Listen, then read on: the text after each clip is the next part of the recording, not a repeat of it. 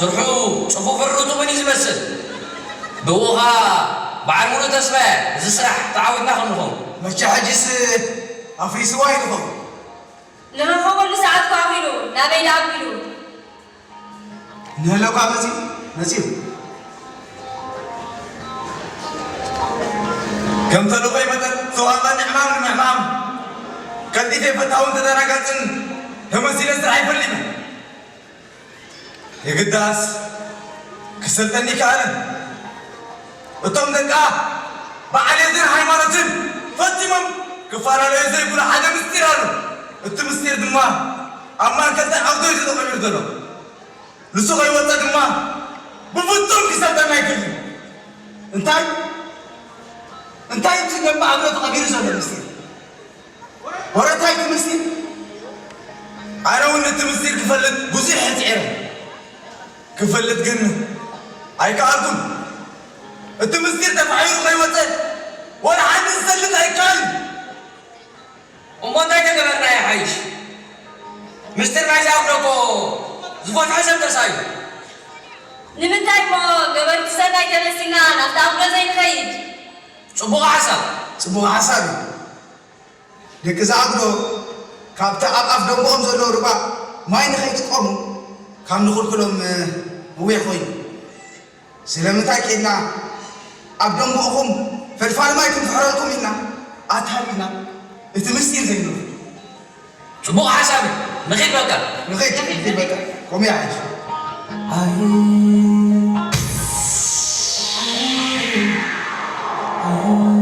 ما ليكم بسطو من يكون خبركم هاي ولا حزن من نتناقض لكم أنا أفضل بناء مسافنتي دك أبات بدر بحري بسلام تسالينا بحقن دابات غيرنا عندنا برنا كلنا كم هذا يوحنس ترى خير سألونا نزال سجاز نبرنا تريت ماين مزرق بدلوا تفتنوا كسب ما أخذ حماسين عز زرق حمرنا براس ولد مكعب اسمه خنا أي بركة أخذ مسكونه نزل استوعب مسافنتي أبيسينيا بفيلميا خمسة واتسون بمرققات لرأس ولد مكعب نايت يوم تقبل كتبانا خلنا سلام نكباري له بزي برد بقول له أمانتي بحلم ناب أقسم وسيدهم كوعدهم كلهم أنا حدا قبضهم عساكر يمانا يدرع سوى دم كعز نبركو أما خلصو بيجيك لنا ساري سيفاز حلفك أنا نمرتنا إرتاب زلتهم جزاتهم خانام سأوجه نحن لكبا زمن سنلا كنا تعزمنا إدنا تأمينا نرم جدانو كم بعد دقيقة بعد حقوق سجلتي كم بعد أبات مر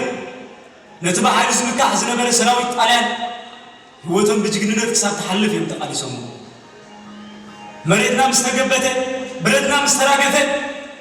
طالعن ناقفه نتشو مسنا بر حسون در بالباب بالباب مشاركنا هذا عسكرنا ختم جميل نابسي لبنتا مريد ترب الغينا هم نواقع جيل كم نتفق ناسي زي تقبلنا حزب دما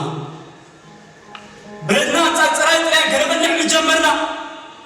شفاتو نابلة نتزوج على عبس من الهجر متى صعب خيركب أبكر حزب رسمي أنا دما هذا خافتم أشتغل جخو جيكناي كان أكيد أنا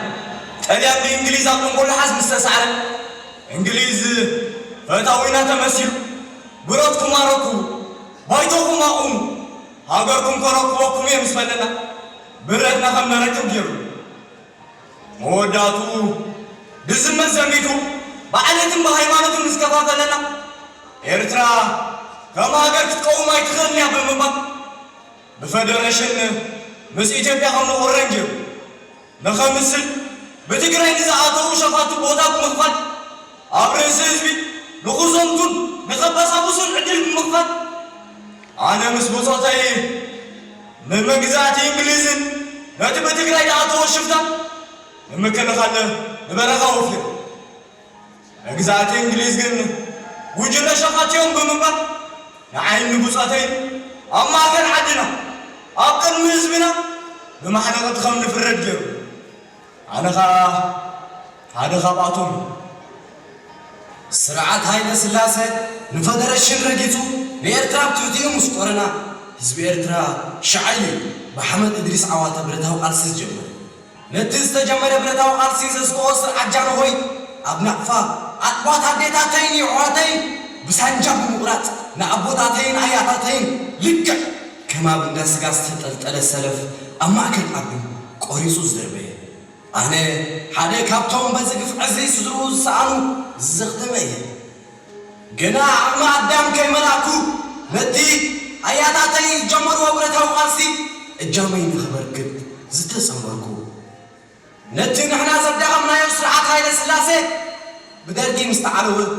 ነታ በዕላል ጥራሕ ዝሰምዓ ግና ርአያ ዘይፈልጥ ኣስመራ ኣብ ኣፋፌታ ምስ በጻሕኹ ደርጊ ካብ ሕብረተ ሶቪየት ክሳብ ዓንቀሩ ዝመልእ ምስ ዓጠቐ ነታ ለሙዶ ጽባሕ ይሪኣ ዝብል ዝነበርኩ ኣስመራ ከይረኣኽዋ ኣብ ግዜ ምዝላቕ ብጅግንነት ኣብ ኣፍ ደገ ኣስመራ ዝወረድኩ ኣነ ድማ መንእስያት ኤርትራ ትርጉም መግዛእ ተረዲቦም ናብ ሜዳ ከም ፀጉሪ ዝውሕስሉ ዝነበሩ ጊዜ ድሕሪ ምድምሳስ ሻርሻይ ወራር ቅድሚ 13 ዓመት ባፀ ንምሓዝ ዝፈሸልናሉ ጊዜ ኣብ ሳይና ዝሕለፍናዮ መሪርን ከቢድን ኩነታት ጸላኢ ዝኸፈልናዮ መድረኽ ብኸመይ ንዕወተሉ ዘንቲና ኣብ መጥቃዕቲ ተበገስ ዝነበርናሉ ጊዜ ወዲ ባሻይ ታንኳ ኣዒኑ ቀልጣፍ ላይ ሕልፍ ምስ በለ ካብተን ዘይርስዓኒ ተጋዳላይ ገረዝ ጌር ውጭ ካብ ዝበላ ኣርግባ ቤት ኣለመና ጸላኢ ምእንቲ ከይምልጥ ዝበላ ዝኽሪ ኣብ ሓዊ ኳንካ ቅርፂ ሓዊ ኽየር ከም ዝከኣል ዝምሃረትን ንምሸት እያ ናብ ጊንዳ ዓሪዶም ዝነበሩ ጸላእቲ ምስ ኣበልና ነዛ ህይወተይ ንኸጥፍእ ከም ኣንዕድል ኣይገበርኩም በዚ መፅኦም ዘይበልክዎም ጦር ሰራዊት ድማ ኣብ ትሕቲ ቁፅፅሮም ይተውን እዩ ምእንታን ደቂ ኣንስትዮ ተጋደልቲ ክልዕዳ ተባሂሉ ኣብ ቅድሚ ግንባር ልዕሊ 20 ዝኾኑ ጦር ሰራዊት ሓደ ድሕሪ ሓደ ክጓሰሱ ዘይከኣሉ እዚ ከይኣኽለኒ ኸዓ ነታ ብዘይፍታወይ ክብረ ንጽህና የምትመን ዝዕባ ብሳንጃ በትቢቶም ደርበዩ ኣነ ድማ እቶም ብፍቕሪ ሕብሒበ ዘዕብኽዎም 3 ውላደይ ኢማ ብዘይ ሃገር ክብረት የለን ብምባል ራሕሪሖምኒ ናብ ሜዳ ከዱ መዓልጠይ ገብ ኣቢለ ኣነ እውን እጃመይ ንምምርካት ኣብ ውሽጢ ከተማ ብምዃን ምስ ኣብ ሜዳ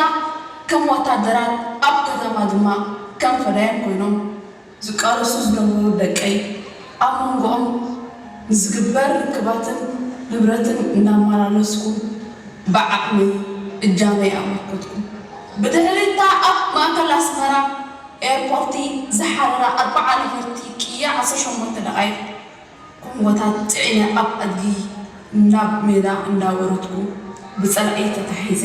ኣብ ማርያም ጉባኤ ተደኩምኩ ድሕሪ ከቢድ ምፍጣርካ ዘጽልእ መርመራታት ምስ 14 ርእሰይ ኣብ ቤት ገርግሽ ዓወት ናሕፋሽ ብምባል ተረሽሙ እቲ ልዕሊ 100 ዓመት ተቓሊስና ሩባን ቁርባን ሰጊርና ምሁራትን መኮንናትን ቀያሕትን ጸለምትን ከፊልና ዘብፃና የናጽነት ክንድቲ ንኽትመጽእ ዝሓተቶ ዋጋና ጊዜ ከይገበረት ኣብ ሻውዓይና ብልጽግና ዓመትና ወያነ ብመሬት ኣሳቢቡ ንዝኸፈቶ ወራራት ንምምካት እቲ ን30 ዓመት ኣብ ዓውደ ኲናት ጊዜ ንእስነቱ ዘሕለፈ ተጋዳላይ እቲ ሕድሪ ዝተቐበለ ኣገልግሎትን ዋርሳይ ከኣሉ ብዝብል ቅጽል ሽም ሒዙ ንሰለስተ ወራራት ወያነ ኣብ ምምካት ዝተጸምደሉ ጊዜ ኣነ ኣብ ግንባር ጸረና ዓሪዳ ንዝነበረት ኣሃዱ ታንከኛ ኾይነ ኣብ ሳልሳይ ወራር 7 ታንክ ድሕሪ ምቅጻለይ እታ ብጸጋማይ ክንፊ በሲዓ ክሓልፍ ተቓሪባ ዝነበረት ሻምነይቲ ታንኪ ንምድምሳስ ምስ ተመገስኩ ኣብ ታንከር ናይ ታንከይ ትክኽ በልን ረባ ብድሕሪኡ ቦምባ ቻይና 3 ወራራት ዝተሳተፍኩላ ነብሪ ዝሽማ ታንከይ ኣብ ጋቤና ኣዕልበሞ እታ ሻምኔት ዕላማይ በምህራም ምስ ነብርታንከይ ብጅግንነት ሓሪርና ተሰዋለ እዚህማ እቲ ፍሒርኩም ተውፅዎ ደለኹም ዘለኹም ምስጢርና ይዝዓሉ ነዚ ደና ንዕፅምትና ፍሒሩ ከምውፅእ ዝኽእል ማሽነሪታት ተሊኩም ሃየ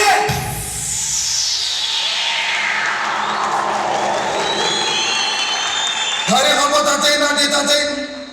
እዚ ይመስል እዛ አብረ ድማ ብደም ጀጋንያ ተሰሪታ ዘላ ብደም ደቃ ድማ መመሊሳ ትዳላደላላ እዚ ይመስል እቲ ምስጢር ንሕና ድማ እቶም ውልዋት ደቃ ኢና ኣብ ምዕባልን ኣብ ምስራሕን እዛ ዓብዶ ልክዕ ከምቶም ዝሓለፉ ወለድና ሕድር ተሰኪምና ንጓዓዝ ዘለና ኢና ንዓና ንምብትታንን ፋሕፋሕ ንምባልን ምስቱ ፍትኑ ግና ሕጂ እውን ከም ቀደም ብትብዓት ካብ ምምካት ድሕር ኣይንብልን ኢና ንውሉድ ወለዶ እውን ብከምዚ ክንቅፅል ምዃንና ብደም መሰረት ዝኣብዶ ንምሕር ኣለና እወ ንምሕር ኣለና ሕጂ ነዚ እናሰማዕና ዳግም ነዚ ኣምሎ ንምፍራስ ገንዘብ ምፍሳስ ፍጹም ኣይዋፀናን ኣነ ኢደ ኣልዕል ኣለኹ ሓቂ ኣላ ንሕና እውን ምስኣ ተሳኒና ካብቲ ዝኸልከልናዮ ሩባ ማያ ኣፍቂድና እንተሳኒናን ጉዕዞና ትቐፀልና ዝሓሸ ደይበቐዶሙስ ከምተን ካልኦት ኣብዶ ቀልጢፋ ስለ ዘይፈረሰትና እምበር ኣብ ህለኸ እትያትና እታ ኣብዶ እኮ ታሪኻዊት ኣብዶ እያ ክትፈርስ እውን ኣይግባአን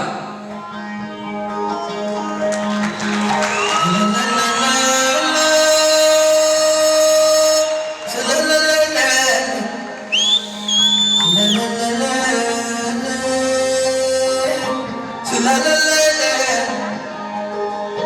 la la